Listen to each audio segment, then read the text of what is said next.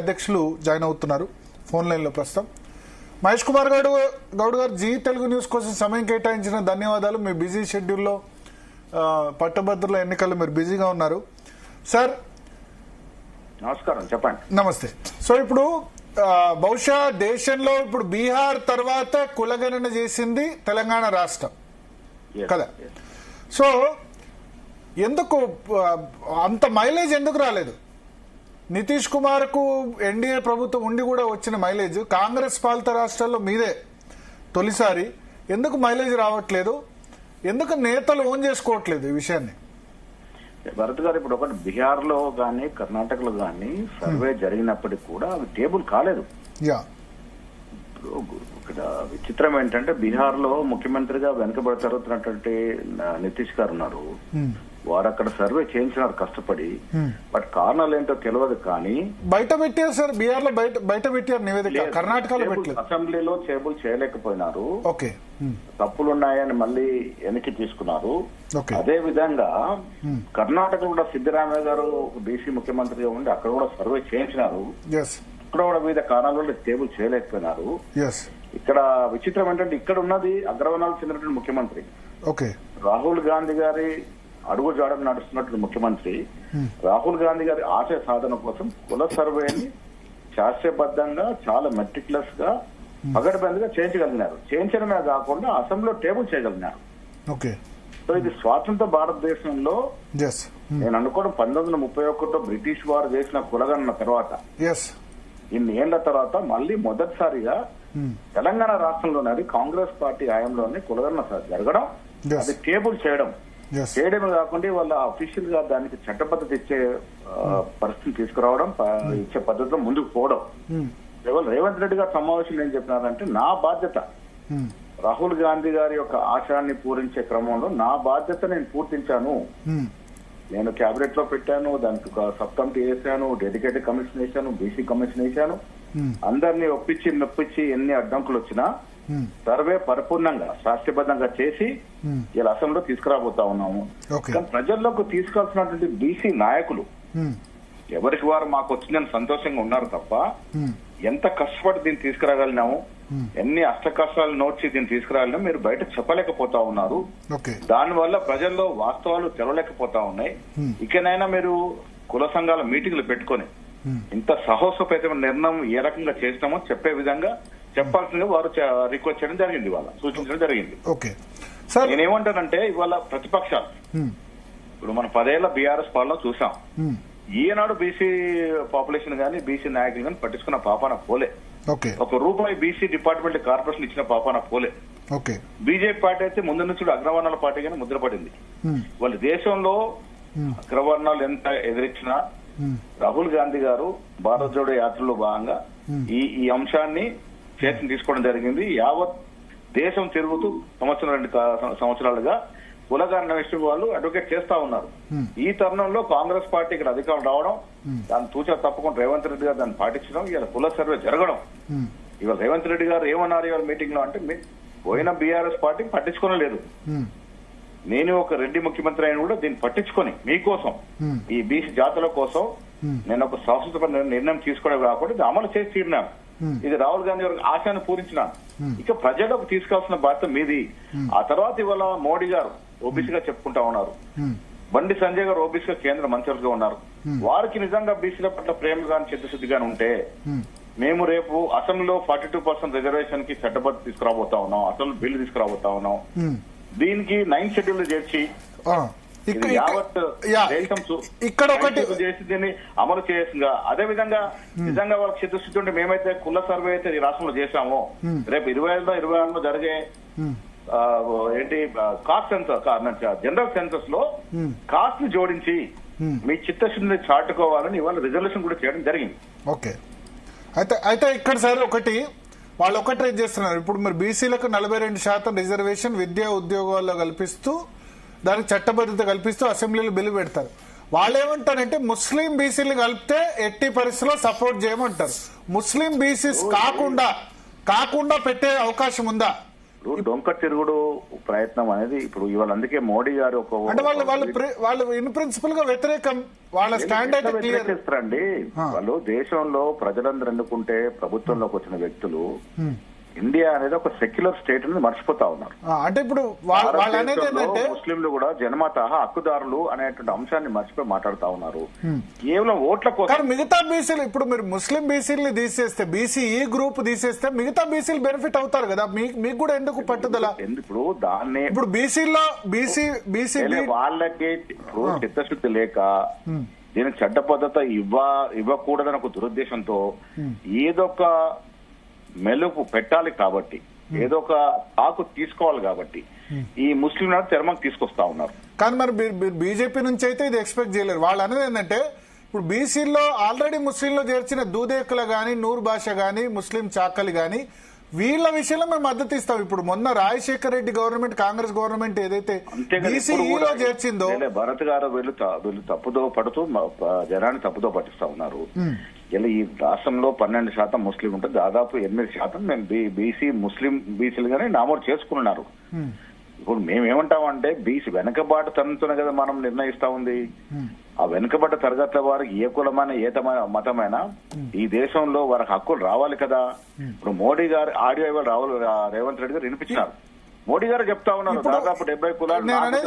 ఈ BCE group ను పక్కన పెట్టి మిగతా బీసీలందరికీ కూడా ప్రయోజనం కల్పించవచ్చు కదా, దానికి మేము మద్దతు ఇస్తామని సంజయ్ అంటున్నారు. ఇప్పుడు గ్రాడ్యుయేట్ మీటింగ్ లో ప్రతి చోట కూడా నేను కొట్లాడతా, మీరు బీసీఈ గ్రూప్ ను అవాయిడ్ చేయండి అంటున్నారు ఆయన. చెయ్యలేక, చేసే ఉద్దేశం లేక, దురుద్దేశంతో దీన్ని తప్పుతో పట్టిస్తా ఉన్నారు.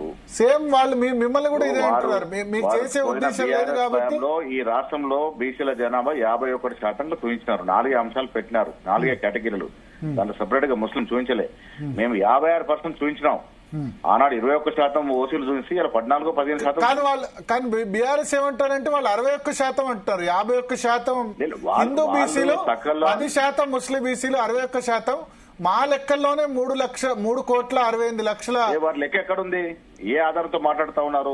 అది ఎంసీఆర్ వెబ్సైట్ లో పెడితే మీరు తీసేశారంటున్నారు. లేదు, తప్పుడు అబద్ధాలు ఆడడం కూడా అర్థం ఉండాలి. వాళ్ళు దాని అసలు టేబుల్ చేయలేదు. నాయన కొడుకు అల్లుడు దగ్గర తప్ప ఎక్కడ టేబుల్ చేయలేదు. అది అధికారం ఎక్కడ టేబుల్ చేశారు? దానికి ఏం శాంటిటీ ఉంది? కానీ ఎంసీఆర్ హెచ్ఆర్డీ వెబ్సైట్ లో ఉంది. దాన్ని మీరు రాగానే అసెంబ్లీలో పెట్టగానే మీరు తీసేశారు. అశాస్త్రీయంగా జరిగింది, వాస్తవాలు రాలేదు. ఇది గందరగోళం అవుతాయని బయట పెట్టలేదు వారు. ఇవాళ శాస్త్రీయ పద్ధతిలో నేను చేసిన సర్వేలు ఇప్పుడు నా ఇంటికి వస్తే నేను సంతకం పెట్టి నా డీటెయిల్స్ అని ఇచ్చినాను. It's self declared document. ప్రతి కుటుంబం యజమాని అదే రకంగా ఇచ్చినారు. ఇది పూర్తి పరిపూర్ణత జరిగిన సర్వే. బీసీల పట్ల చిత్తశుద్ధి లేక బీజేపీ వారు డొంక తిరుగుడు మాటలు మాట్లాడుతా ఉన్నారు. దీన్ని ప్రజలు అర్థం చేసుకోవాల్సి మేము కోరుతా ఉన్నాం. ఒకటి సార్, ఇక్కడ ఇప్పుడు ప్రధానంగా మీ మీద విమర్శలు స్టార్ట్ అయింది మీ పార్టీ ఎమ్మెల్సీ తీన్మార్ మల్లన్న నుంచి స్టార్ట్ అయింది. దాన్ని చింపేశారు ఆయన లైవ్ షోలో. అదంతా కూడా ట్రాష్ అని చెప్పి చింపేశారు. ప్రతిపక్షాల కంటే ముందు స్టార్ట్ అయింది మీ పార్టీ నుంచే కదా. మీరు ఎందుకు మీ పార్టీ ఎమ్మెల్సీని తీన్మార్ మల్లన్న ఎందుకు కన్విన్స్ చేయలేకపోయారు? కన్విన్స్ చేయడం కాదు, ఇప్పుడు బీసీల కోసం పోరాడుతున్న తీర్మానం వల్ల తొందరపడి ఆ నిర్ణయం చేయడం పట్ల వారికి షోకాజ్ ఇవ్వడం జరిగింది. ఇప్పుడు ఇంత శాస్త్రీయబద్ధంగా గతంలో గాని నా భూతో నా భవిష్యత్, గతంలో జరగలేదు, నా భవిష్యత్తులో కూడా జరుగుతాను అనుకోవట్లేదు. అంత శాస్త్రీయబద్ధంగా కుల సర్వే చేసి చిత్తశుద్ధిని చాటుకున్నాం మేము. ఇవాళ అప్పుడు విమర్శిస్తున్న వారు మేము ఇదేం చెప్తున్నాం, ఇది పరిపూర్ణమైన శాస్త్రీయబద్ధ సర్వే, ఇది మా దగ్గర ఆధారం ఉంది, ఇది డాక్యుమెంట్ అని చెప్తా ఉన్నాం. ఎవరైతే దీన్ని విమర్శిస్తున్నారో, ఏ ఆధారంగా విమర్శిస్తున్నారు, ఎక్కడ లొసుకులు జరిగినాయి, ఎక్కడ తప్పులు జరిగినాయి వెళ్ళి చూపాలి కదా. క్లారిటీతో ముందుకోసం సరిదిద్దాం. ఏమీ లేకుండా బట్టగాలు చేయడం అనేది మంచి పద్ధతి కాదు. కేవలం బీసీలు బాగుపడిపోతారు అనే కడుపు మంటతో చేస్తున్నట్టు విమర్శలు ఇవి. ఇక్కడ ఒక 2 డౌట్స్. కేసీఆర్ సమగ్ర కుటుంబ సర్వే చేసినప్పుడు 3,68,00,000 పాపులేషన్ ఉంది 2014లో. ఇప్పుడు 10 సంవత్సరాల తర్వాత 4 కోట్ల పాపులేషన్ కావాలి. కానీ మీ లెక్కలో 3.54 కోట్లు మాత్రమే వచ్చింది. కావాలని రూల్ ఏం లేదు. మీరు ప్రపంచవ్యాప్తంగా చూసుకుంటే ఫెర్టిలిటీ రేట్ తగ్గుతా ఉంది. ఇలా ఈ దేశం యొక్క ఫెర్టిలిటీ రేట్ 2% 2% ఉంటే మనది 1.33% ఉంది. జనాభా పెరుగుదల గణనీయంగా పడిపోయింది. ఇది ఎస్టాబ్లిష్డ్ ఫ్యాక్ట్, ఇది వాస్తవము. ఇది అర్థం చేసుకోకుండా గుడ్డిగా ఇది జరుగుతా కూడా పెరుగుతుంది తరుగుతుంది. కొన్ని చోట్ల పెరుగుతుంది, కొన్ని చోట్ల తరుగుతుంది. పెరుగుదల చాలా తక్కువ ఉంది, ఏషియాలో కొద్దిగా ఎక్కువ ఉంటుంది. అందులో మన రాష్ట్రంలో చాలా తక్కువ ఉంది.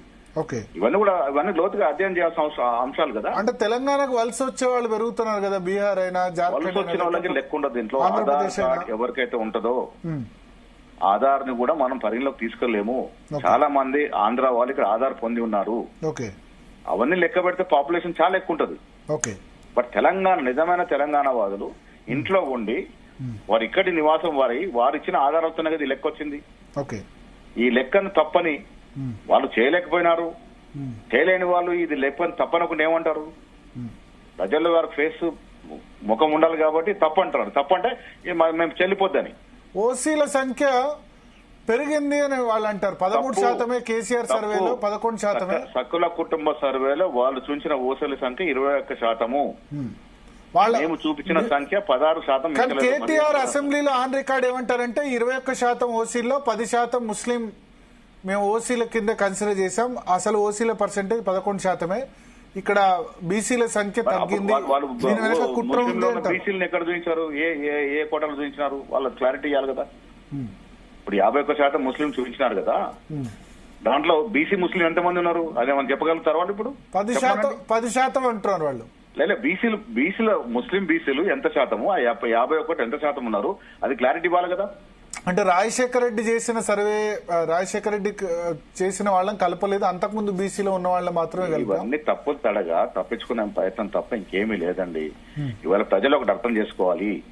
రాహుల్ గాంధీ గారు బీసీల విషయంలో ఒక ఛాంపియన్. వారి ఆశయం కోసం పరిపూర్ణంగా శాస్త్రబద్ధంగా తెలంగాణ ప్రభుత్వం రేవంత్ రెడ్డి ఆధ్వర్యంలో సర్వే చేసింది. ఇది పరిపూర్ణంగా సక్సెస్ఫుల్ సర్వే. దీన్ని యాక్సెప్ట్ చేయాల్సింది పోయి ముఖం చెల్తలేదు కాబట్టి బీసీల్లో దీన్ని తప్పుడు తడక అని తప్పించుకునే ప్రయత్నం చేస్తారు. ఈ విషయంలో తీన్మార్ మల్లన్నకు షోకాజ్ నోటీస్ ఇచ్చారు. 12వ తేదీ వరకు గడువు ఇచ్చారు. ఇవాళ ఫిబ్రవరి 22. మరి ఎమ్మెల్సీ ఎమ్మెల్యేల అంశం ఢిల్లీ పరిధిలో ఉంటది. ఢిల్లీ ఈ అంశాన్ని పరిశీలిస్తా ఉంది. అంటే బట్ మరి మీరు ఇక్కడ నోటీస్ ఇచ్చారు కదా, క్రమశిక్షణ కమిటీ నోటీస్ ఇక్కడే ఇస్తాం. అంతిమ నిర్ణయం ఢిల్లీలో జరుగుతుంది. ఆ నోటీస్ లో మెన్షన్ చేసాం ఇది ఢిల్లీకి తెలియజేశామని. ఢిల్లీ తదుపరి చర్యలు తీసుకుంటుందని. Thank you. సో ఒకటి ఇంకొక ఇంపార్టెంట్ క్వశ్చన్. ఇప్పుడు ముఖ్యమంత్రి మీ నేతృత్వంలోని డెలిగేషన్ అంతా కూడా ఢిల్లీ వెళ్తారా అసెంబ్లీ తర్వాత? 100% మాకు చిత్తశుద్ధి ఉంది. ప్రతి గడప తట్టుతాము, ప్రతి రాజకీయ పార్టీ నాయకులతో కలుస్తాము, ప్రధానమంత్రి మోడీ గారిని కలుస్తాము. మాతో బీజేపీ నాయకులు కలిసి వస్తే చాలా సంతోషము. వారు కలిసి వస్తే తీసుకెళ్తాము. వారు మమ్మల్ని తీసుకెళ్ళినా సంతోషమే.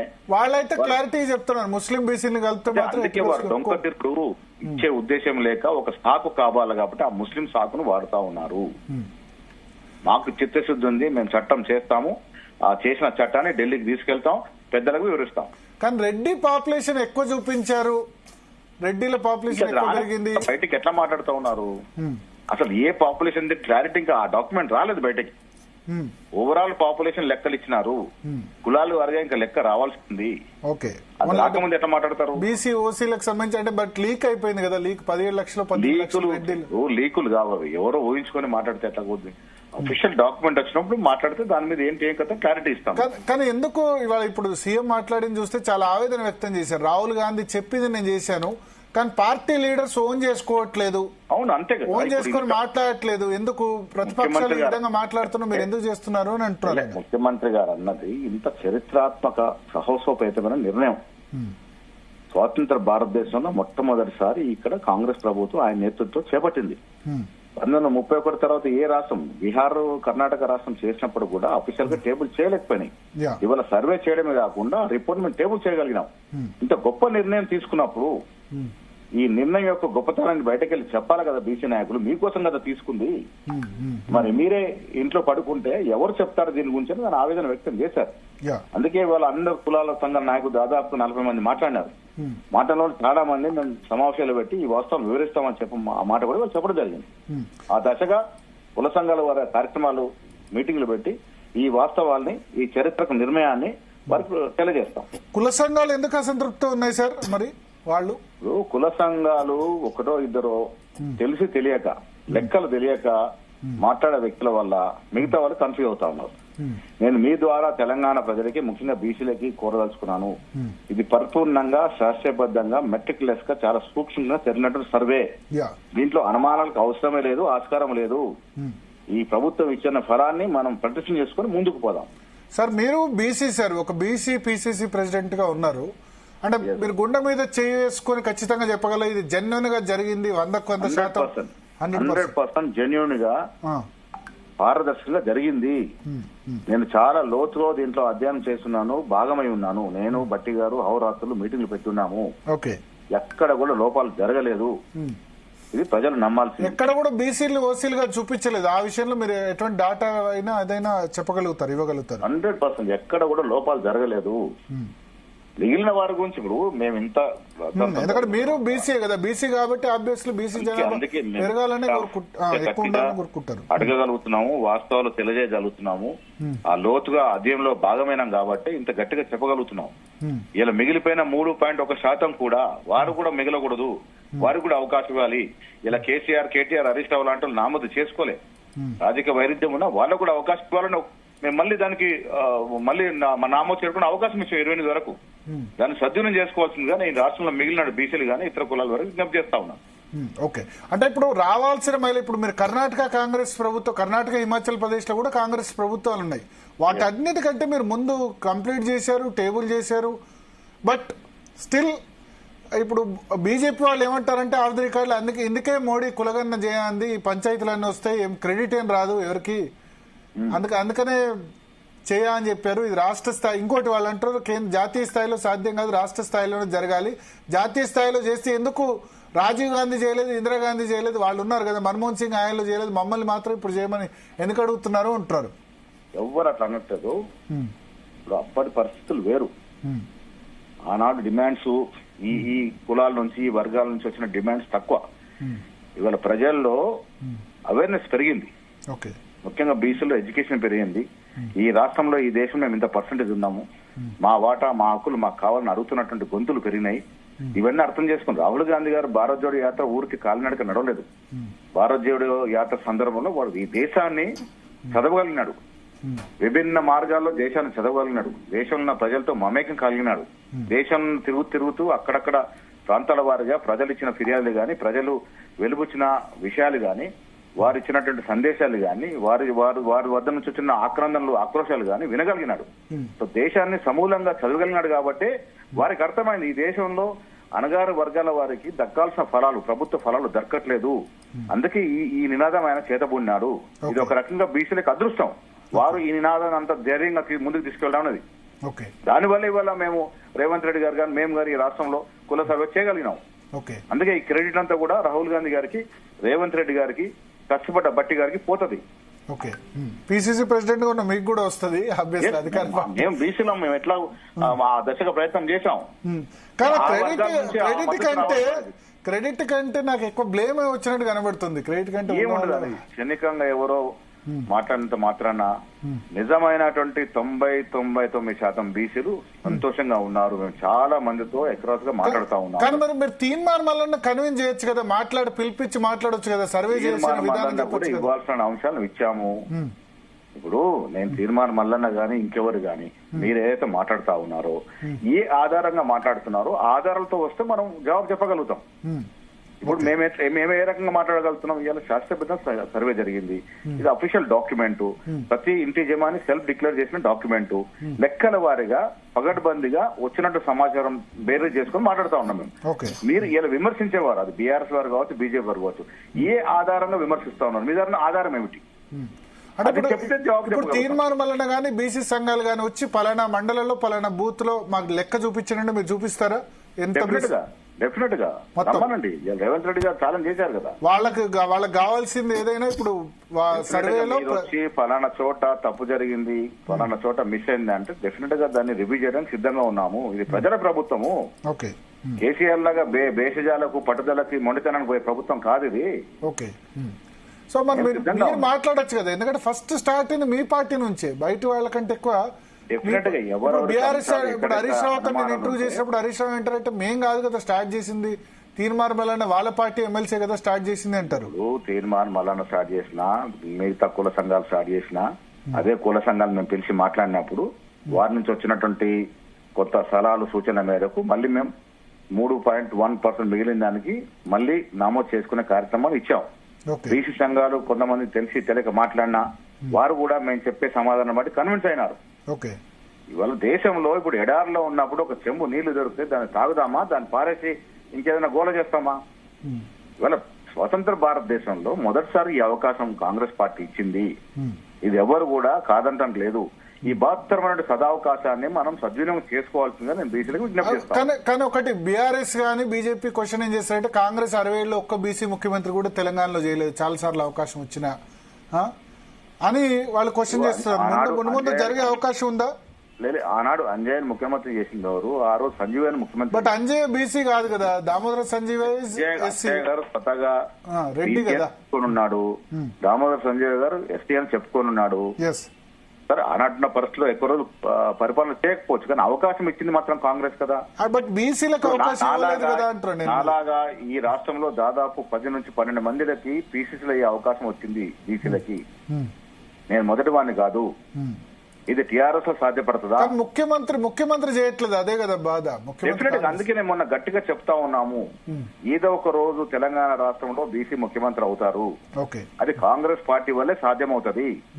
ఉన్న ఫలంగా కాకపోయినా భవిష్యత్తులో ఏదో ఒక రోజు ఈ రాష్ట్రానికి ముఖ్యమంత్రిగా బీసీ నేత అవుతారు. అది కేవలం కాంగ్రెస్ పార్టీలోనే సాధ్యమవుతుంది. బీజేపీ కూడా అంటారు బీసీసీఎం అని అనౌన్స్ చేశారు. మోడీ ప్రతి చోట గెలిస్తే బీసీసీఎం అని మొన్న ఎన్నికల ముందు చెప్పారు. మొన్న ఢిల్లీలో జరుగుతున్న ఎన్నికలు ఎవరిని పెట్టారు?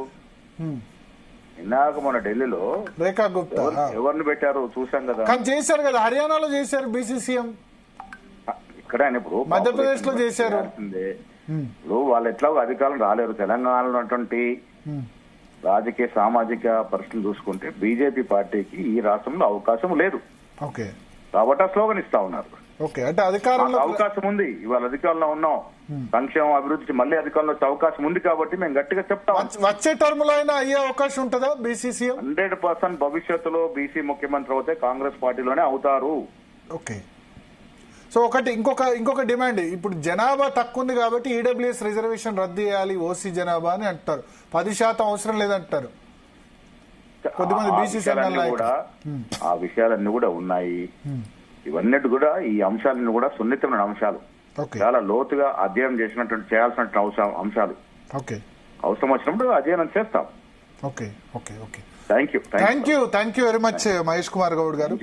సో మొత్తానికి రెహనా మహేష్ కుమార్ గౌడ్ గారు అయితే చెప్తున్నారు, ఎన్నడో ఒకనాడు ఖచ్చితంగా తెలంగాణలో కాంగ్రెస్ పార్టీ నుంచే ఫస్ట్ బీసీసీఎం అవుతారు. అది బీజేపీ బీఆర్ఎస్ వల్ల సాధ్యం కాదు. ఇది ఇంపార్టెంట్ హెడ్లైన్, మేక్ నోట్. ఏంటంటే బీసీసీఎం ఖచ్చితంగా కాంగ్రెస్ పార్టీ నుంచి అవుతారు. ఇప్పుడు రేవంత్ రెడ్డి మన తీన్మార్ మల్లన్న అన్నాడు, రేవంత్ రెడ్డి చివరి రెడ్డి సీఎం అని చెప్పారు, మళ్ళా రెడ్డి సీఎం గారు అని చెప్పారు. రేవంత్ రెడ్డి దాని మీద మాట్లాడుతూ నేనే చివరి రెడ్డి సీఎం అయినా పర్లేదు, నేనే చివరి సీఎం అయినా పర్లేదు, నేను చాలా సాక్రిఫైస్ చేశాను, దీని గురించి చాలా కష్టపడి అది చేశాను, సాక్రిఫైస్ కూడా రెడీ. మా నాయకుడు రాహుల్ గాంధీ మాట ఇచ్చిన దాని ప్రకారం నేను ఆ విధంగా చేశాను. ఇవాళ మీరు ప్రెస్ కాన్ఫరెన్స్ చూస్తుంటే రేవంత్ రెడ్డి చాలా బాధతో మాట్లాడారు. నిజానికి అంటే మీరు మధ్యాహ్నం 2 ఆ ప్రాంతంలో ప్రెస్ కాన్ఫరెన్స్ చూస్తే చాలా బాధతో మాట్లాడారు.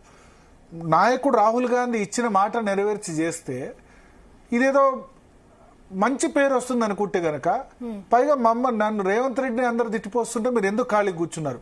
అంతా కూడా సొంత పార్టీ నేతలు, కాంగ్రెస్ పార్టీలో ఉన్న అందరు బీసీ నేతలు పిలిచి మీటింగ్ పెట్టారు, బీసీ సంఘాల వాళ్ళు కూడా. మీరు అంటే ఒకటి, ఇప్పుడు బీఆర్ఎస్ లో కేసీఆర్ ని ఎవరైనా తిడితే వెంటనే కేటీఆర్ ని తిడితే అటాక్ చేస్తారు. కానీ కాంగ్రెస్ లో ఏంటంటే ఆ ఓనర్షిప్ ఉండదు. ఇప్పుడు రేవంత్ రెడ్డిని తిడితే మేమెందుకు మాట్లాడాలని రేవంత్ రెడ్డిని సమర్థించే కొద్దిమంది నాయకులే ఉంటారు తప్ప వర్గాలు ఉంటాయి కదా, రేవంత్ రెడ్డి సపోర్ట్ చేసే వాళ్ళు, వ్యతిరేక వాళ్ళు. నిజానికి ఆయన ఈ విషయంలో సపోర్ట్ కొంచెం లేదని చెప్పుకోవాల్సి ఉంటుంది. మనకు అవుట్ రైట్ గా ఆయనకు సపోర్ట్ అన్నది దొరకలేదని మనం చెప్పాల్సి ఉంటుంది. సో ఖచ్చితంగా అంటే ఈ విషయంలో అయితే ఎక్స్పెక్ట్ చేసి ఉండరంటారా ఈ సర్వే ఇలా అవుతుందని ఎక్స్పెక్ట్ చేయలేదు. వాళ్ళు ఏమంటారంటే జెన్యున్ గా సర్వే చేసిన ఆయన చెప్పింది అంటే జెన్యున్ గా మీరు చెక్ చేసుకోండి, వచ్చి చూసుకోండి. కేసీఆర్ ఏదో 12 గంటలు సర్వే చేశాడు, 24 గంటలు. వాళ్ళు సహకరించలేదు. వాళ్ళ ట్రాప్ లో ఎందుకు పడుతున్నారు? ప్లస్ నన్ను తిట్టడం కాదు ఇది. బీసీలకు మీరు బీసీ లీడర్స్ అందరిని పిలిచి బీసీ లీడర్స్ అందరికీ ఒక అవకాశం, మీకు చాలా సంవత్సరాల తర్వాత 1931 తర్వాత లెక్కలు వచ్చాయి, దీన్ని ప్రచారం చేసుకోవాల్సిన బాధ్యత నాదే. ఇప్పుడు గనక కాంగ్రెస్ పార్టీకి లేకపోతే నాకు చెడ్డ పేరు వస్తే రేపు ఏ రాజకీయ పార్టీ కూడా ముందుకు రాదు బీసీలకు అది చేసేందుకు. ఆయన లాజిక్ కరెక్టే కదా రేవంత్ రెడ్డి చెప్పేందుకు. నెక్స్ట్ ఎవరైనా ఎందుకు ఈ సర్వే రేవంత్ రెడ్డి మాట్లాడిన తర్వాత దీని మీద ఏమైనా పాజిటివ్ ఒపీనియన్ వచ్చే అవకాశం ఉంటుంది? కాంగ్రెస్ పార్టీకి సంబంధించి అయితే అక్కడ ఉన్న నేతలు అయితే ఇక కాంగ్రెస్ పార్టీ అయితే డోర్ టు డోర్ లేదా వాళ్ళ సభలు సమావేశాలు పెడతారు కులాల వారిగా. ముదిరాజు, యాదవ్, పున్నూరు కాపు ఇట్లా వీళ్ళ గురించి అయితే వాళ్ళు పెట్టే అవకాశం ఉంది. వక్లాభరణం కృష్ణమోహన్ రావు గారు బీసీ కమిషన్ మాజీ